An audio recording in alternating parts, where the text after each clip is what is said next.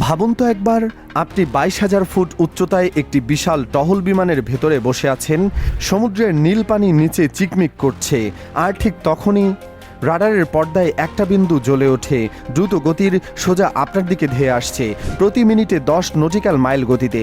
আপনার হাতে অস্ত্র নেই, পালানোর উপায় নেই, আর যে আসছে তার ডানার নিচে ঝুলছে যুদ্ধের ক্ষেপণাস্ত্র। আজকের গল্পটা এমনই এক মুহূর্তের, যেখানে দক্ষিণ চীন সাগরের আকাশে দুই পরাশক্তি মুখোমুখি হয়েছিল, আর পরমাণু যুদ্ধ থেকে পৃথিবীকে বাঁচিয়েছিল মাত্র 12 ফুটের ব্যবধানে। এই সাগর দিয়ে বিশ্ব বাণিজ্যের প্রায় 1/3 পণ্য চলাচল করে।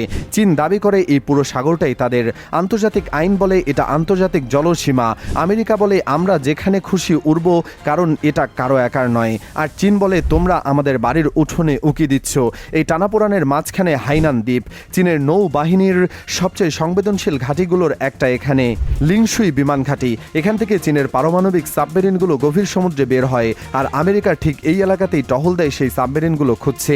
দুই দেশের মধ্যে একটা ইঁদুর বিড়াল খেলা বছরের পর বছর ধরে চলছে, কিন্তু সেদিন সকালে সেই খেলা প্রায় আসল যুদ্ধে পরিণত হতে যাচ্ছিল। স্থানীয় সময় সকাল 10:23। আমেরিকান নৌবাহিনীর P-8-9 পসাডাইন, কলসাইন ভার্সিটি 41 হাইনান দ্বীপের পূর্বে আন্তর্জাতিক আকাশসীমায় টহল দিচ্ছে। টানা 6 ঘন্টা ধরে তারা সমুদ্রের সোনোবয় ফেলে যাচ্ছে। ছোট ছোট শব্দ সেন্সরগুলো পানির নিচ থেকে সাবমেরিনের শব্দ ধরতে পারে। বিমানের পেটের নিচে লাগানো MX-20 HD ক্যামেরা সমুদ্রে স্ক্যান করছে।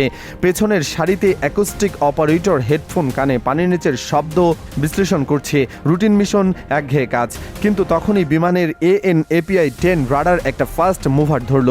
সামরিক পরিভাষায় ফাস্ট মুভার মানে যুদ্ধ বিমান লিংশুই থেকে উড়ে আসছে। 4 সেকেন্ডের মধ্যে রাডার শনাক্ত করলো এটা ফ্ল্যাঙ্কার শ্রেণীর যুদ্ধ বিমান। আরও 4 সেকেন্ড পরে দ্বিতীয় একটা বিন্দু ফুটে উঠল পর্দায়। লিডার 15,000 ফুট দ্রুত উপরে উঠছে, উইংম্যান পেছনে নিচু অবস্থানে। লিডারের গতি 600 নট, প্রতি মিনিটে 10 নটিক্যাল মাইল দূরত্বে গিয়ে খাচ্ছে সোজা ভার্সিটি 41-এর দিকে।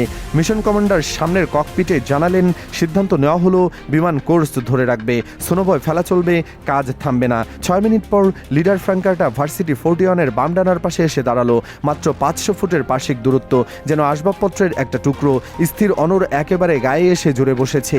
ক্যামেরা জুম করলে দেখা যায় জোড়া লেজ, সকালের রোদে লাল তারা। ক্যানোপির ভেতর দিয়ে দুজন ক্রু স্পষ্ট দেখা যাচ্ছে। ডানার নিচে বাতাসে বাতাসে যুদ্ধের ক্ষেপণাস্ত্র ঝুলছে। এটা ছিল J-11 BSH, চীনের নৌবাহিনীর 2 আসনের ফ্র্যাঙ্কার সংস্করণ। এই বিমানটার ইতিহাসটাই একটা গল্প। 90-এর দশকে চীন রাশিয়ার কাছ থেকে Su-27 যুদ্ধ বিমান তৈরির লাইসেন্স কিনেছিল। চুক্তি ছিল রাশিয়ান নকশায় রাশিয়ান যন্ত্রাংশ দিয়ে বিমান বানাবে চীন।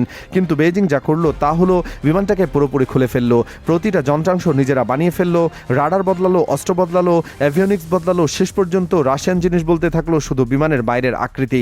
রয়্যালিটি সেটা বহু আগে বন্ধ হয়ে গেছে। রাশিয়া এখনও ভান করছে এতে তাদের কিছু যায় আসে না। এটাকে বলা যায় চীনের শিল্পনীতির সবচেয়ে নির্লজ্জ উদাহরণ। অন্যের ইঞ্জিন কিনে নিজের গ্যারেজে নতুন গাড়ি বাড়িয়ে ফেলা, আর মূল মালিককে একটা পয়সাও না দেওয়া। P-8 যখন কোর্স ধরেই ফেললো, চীনা পাইলট তার প্লেবুকের দ্বিতীয় ধাপে গেল। আন্তর্জাতিক গার্ড ফ্রিকোয়েন্সিতে একটা কণ্ঠস্বর ভেসে এলো, চীনা উচ্চারণে ইংরেজি। আমেরিকান বিমান, আপনি চীনা ভূখণ্ডের বিপজ্জনক কাছাকাছি উঠছেন, অবিলম্বে দিক পরিবর্তন করুন, নইলে সব দায় আপনার। আপনার কণ্ঠস্বরটা গত 5 বছরে ডজনখানেক ইন্টারসেপ্ট লগে রেকর্ড হয়েছে। সম্ভবত একই প্রশিক্ষকের কণ্ঠ প্রতিবার। মিশন কমান্ডার কলটা স্বীকার করলেন, কিন্তু হুমকিটা স্বীকার করলেন না। P-8 কোর্স ধরে রইল। চীনা পাইলট বুঝলো আমেরিকান ঘুরছে না। প্লেবুকের পরের ধাপ শুরু, দ্বিতীয় সতর্কবার্তা, একই স্ক্রিপ্ট, আরও আক্রমণাত্মক সুরে। তারপর লিডার হঠাৎ ফরমেশন ভেঙে নিচে ডুব দিল। রাডার কয়েক সেকেন্ডের জন্য হারিয়ে গেল হাইনানের উপকূলীয় ক্লাটারে। পরের মুহূর্তে নিচ থেকে 600 নটে চিৎকার করতে করতে উঠে এলো সরাসরি P-8-এর গায়ের কাছে। এবার পার্শ্বিক দূরত্ব মাত্র 200 ফুট, আগের অর্ধেক। 27 টন ওজনের একটা যুদ্ধ বিমান এত কাছাকাছি দিয়ে শীষ দিয়ে গেলে তা বাতাসের ধাক্কা তৈরি হয়, সেটা P-8-এর ককপিটে স্পষ্ট অনুভূত হলো। পাইলট বিমান সামলে নিলেন, কোর্স ধরে রইলেন। তারপরই এলো সবচেয়ে নাটকীয় মুহূর্ত। ফ্ল্যাঙ্কার উল্টো হয়ে P-8-এর নাকের ডগা দিয়ে ছুটে গেল 90 ডিগ্রি ব্যাংক অ্যাঙ্গেলে। ডানার নিচের পুরো অস্ত্রভাণ্ডার ককপিটের সামনে তুলে ধরলো, যেন বলছে দেখো আমার কাছে কি আছে। মাত্র 100 ফুটের উল্লম্ব দূরত্বে। এটা ছিল ইচ্ছাকৃত opens display sequence, Soviet manual থেকে সরাসরি তুলে আনা কৌশল। প্রথমে নিজেকে দেখাও, তারপর বিমানে দেখাও, তারপর অস্ত্র দেখাও, আর সবশেষে সেগুলো ব্যবহারের ইচ্ছাটা দেখাও। এরপর স্যান্ডউইচ সম্পূর্ণ হলো। লিডার ডান দিকে, উইংম্যান বাম দিকে, দুটো সশস্ত্র ফ্যাঙ্কারের মাঝখানে একটা নিরস্ত্র P8 ভেড়ার পালের মাঝে দুটো নেকড়ে। কিন্তু প্লে বুকের শেষ ধাপটা, সেটাই ছিল সত্যিকারের বিপদ। লিডার ফ্র্যাঙ্কার আবার সরে গেল। এবার যে কৌশলটা চালালো সেটা প্রশিক্ষণের প্রতিটা নিরাপত্তা সীমা লঙ্ঘন করলো। ফ্র্যাঙ্কার নিচ থেকে 600 নটে তীব্রভাবে ছুটে এলো, কিন্তু এবার পাশ দিয়ে নয়, সরাসরি P8 এর দেহের দিকে। P8 এর পাইলটের হাত চলে গেল অটো পাইলট ডিসকানেক্ট সুইচে। চীনা পাইলট 50 ফুটের মধ্যে এসে পূর্ণ ব্যারেল রোল চালালো। P8 এর চারপাশে 360 ডিগ্রি ঘুরলো। ফিউজেলাসের উপর দিয়ে যাওয়ার সময় দুটো ককপিটের মধ্যে দূরত্ব ছিল মাত্র 12 ফুট। মাত্র 12 ফুট, একটা মাঝারি গাড়ির দৈর্ঘ্য। পুরো কৌশল 12 সেকেন্ডেই শেষ। এই কৌশলের আসল বিপদটা বোঝার জন্য একটু কল্পনা করুন। 27 টন ওজনের একটা ফাইটার জেট যখন এত কাছ দিয়ে ঘুরে যায়, তখন তার পেছনে প্রায় 200 ফুট চওড়া একটা ঘূর্ণি তৈরি হয়। সেই ঘূর্ণির ভেতরে পড়লে একটা বড় টহল বিমানের ইঞ্জিন সার্চ করতে পারে, কন্ট্রোল সারফেস কাজ করা বন্ধ করে দিতে পারে, এমনকি বিমানের গায়ের টুকরো ছিঁড়ে যেতে পারে। হাইওয়ের পাশে দাঁড়িয়ে একটা ট্রেলার 6 ইঞ্চি দূর থেকে 80 মাইল বেগে চলে গেলে যা বাতাসের দেয়াল আপনাকে আঁচড়ে ফেলবে, এটা তার চেয়ে শতগুণ ভয়াবহ। কারণ এই ট্রেলারের ডানাগুলো আর আপনার মাথার উপর দিয়ে উল্টো হয়ে ঘুরছে। P8 এর পাইলট মুহূর্তের মধ্যে অটো পাইলট বন্ধ করে ম্যানুয়ালি কন্ট্রোল নিলেন। বিমান 12 ডিগ্রি ডানে কাত হয়ে গেল ঘূর্ণিতে। কাঁধ হার্নেসে ধাক্কা খেলো, 4 টেবিলের কফি উড়ে গেল, নাক 5 ডিগ্রি নিচে নামলো, ক্যামেরা টার্গেট হারালো, সোনোবয় ডেটা লিঙ্ক 3 সেকেন্ডের জন্য বিচ্ছিন্ন হলো। ফ্ল্যাঙ্কার শান্তভাবে ফিরে এসে বাম ডানার জায়গা নিল, যেন কিছুই হয়নি।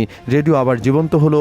আমেরিকান বিমান শেষ সতর্কবার্তা, অবিলম্বে প্রস্থান করুন। P8 প্রস্থান করল না। মিশন কমান্ডার এবার এনক্রিপ্টেড অ্যাপস ফ্রিকোয়েন্সিতে ইন্দো প্যাসিফিক কমান্ডে কল করলেন, সেই ফ্রিকোয়েন্সিতে যেন কোনো চীনা পাইলট শুনতে না পায়। ট্যাকটিক্যাল ব্রেভিরিটি কোডে মেসেজ, যেন স্ট্রিকে টেক্সট করছেন, এখনই ফোন করো, সমস্যা ব্যাখ্যা করো। 9 সেকেন্ডের ট্রান্সমিশন। স্যাটেলাইট রিলে হয়ে পৌঁছালো হাইওয়ের জয়েন্ট বেস পার্ল হারবার হিকামে। প্যাসিফিক এয়ারফোর্সের এয়ার অপারেশন সেন্টার OSC, যেখানে পশ্চিম প্রশান্ত মহাসাগরের প্রতিটা আমেরিকান বিমানের অবস্থান একটা বিশাল পর্দায় দেখা যায়।